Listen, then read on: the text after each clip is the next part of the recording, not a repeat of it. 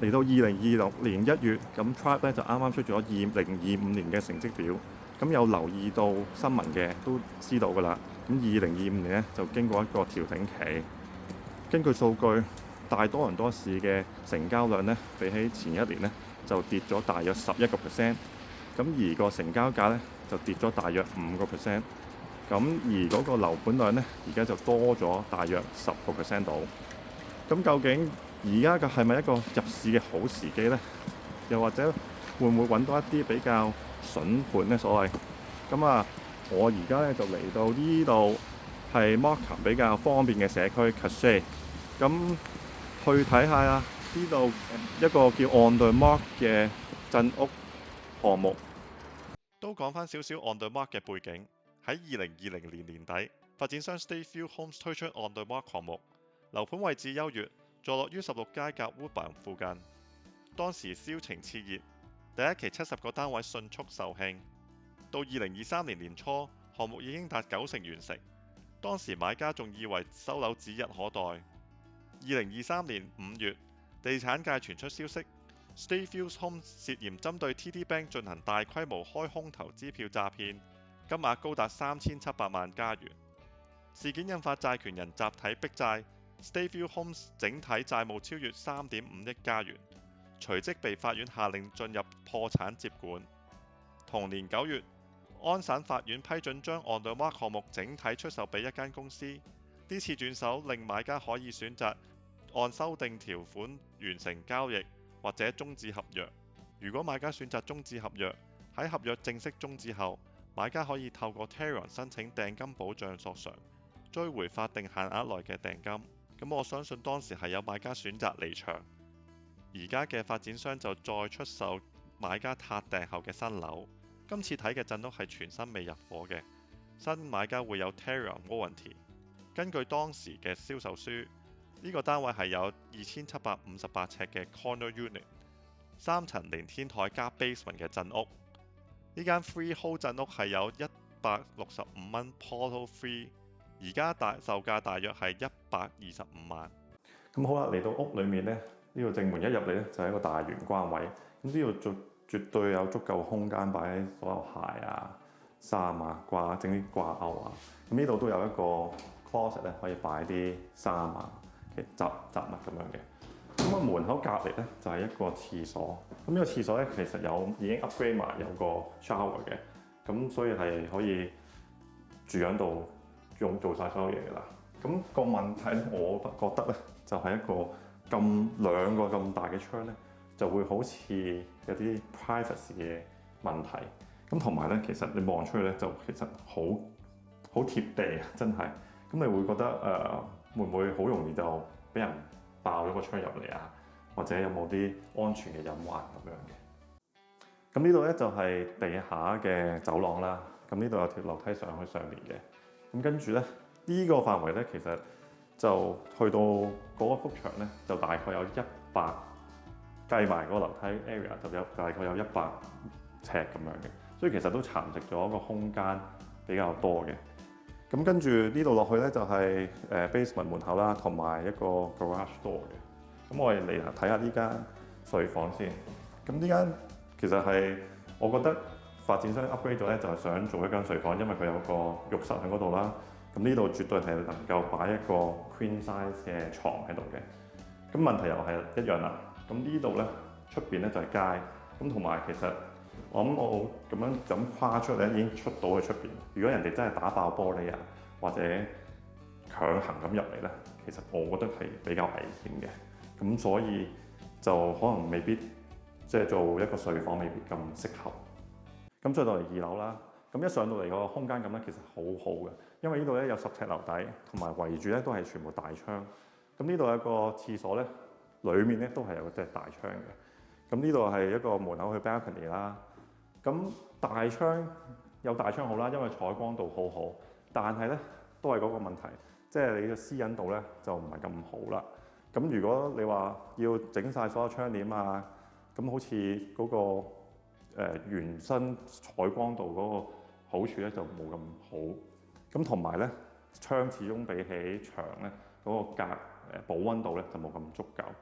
咁三來咧，其實擺喺傢俬上面咧都幾夠有考啲功夫嘅，因為喺呢個間隔嚟講咧，最衰就係因為呢個突咗出嚟啦，又唔平啦，咁啲電線啊，所有咧就圍住呢邊嘅，所以電視咧就應該要相信就擺喺呢邊啦。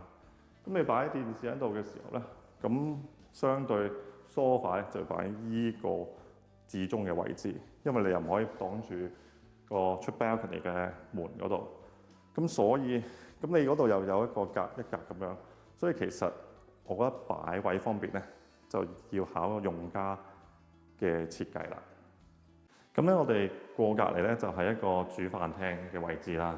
咁同樣地咧，我覺得呢一度咧有個嘢突咗出嚟咧就比較難擺位嘅。不過呢度呢個 area 係一定足夠你擺一張長嘅 dining table for 6個人到。咁嚟到呢邊咧，其實有個大嘅 open kitchen。其實佢呢個 kitchen 係好好嘅，即係好有足夠嘅收納空間啦。咁同埋係有位置喺度行嘅。咁但係咧見到係佢冇包5件頭呢啲嘢嘅，因為呢個係全新嘅屋嚟嘅。咁唯獨是我覺得呢個 area 咧就嘥咗少少，因為其實我覺得佢發展商肯整一個門，跟住整個 pantry 咁嘅嘢咧，就會仲更加發揮到嘅空間。咁可能佢覺得已經夠晒收納空間，就唔需要再整嗰啲嘢啦。咁但係即係咁事實上呢度都係一個幾大嘅廚房嚟嘅。好啦，上到嚟2樓啦，一上到嚟樓梯咧，呢度就見到一個洗衣房啦。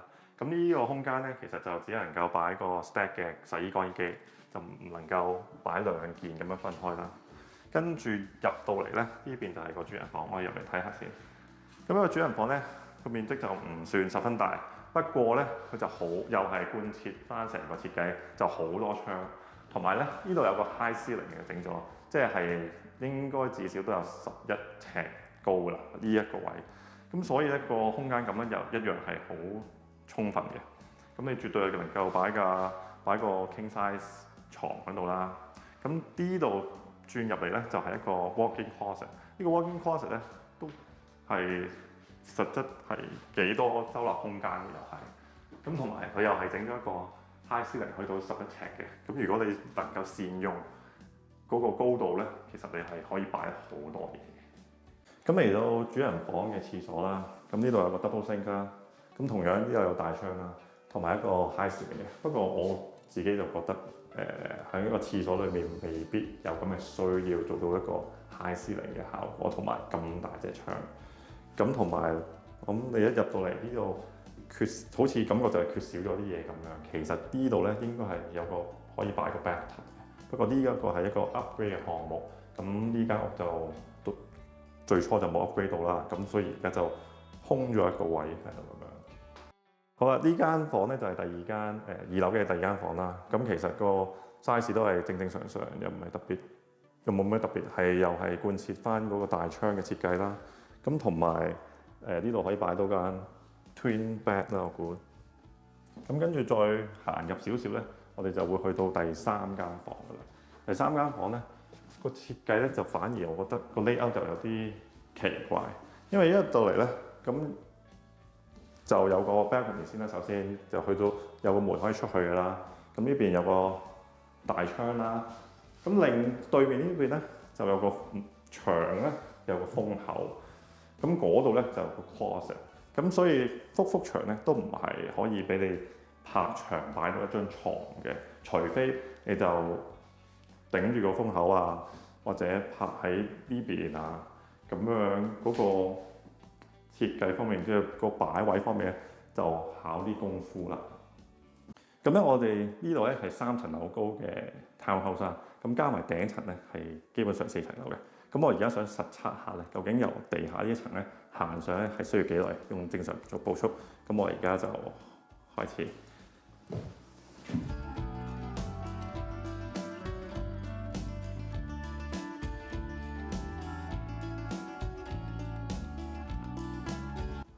咁其實咧，我就用咗差唔多40秒就上到嚟，同埋咧其實係有啲喘氣嘅。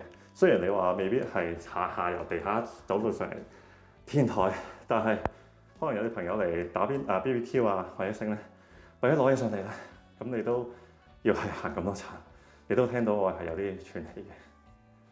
睇完全屋，可以再睇下附近生活配套。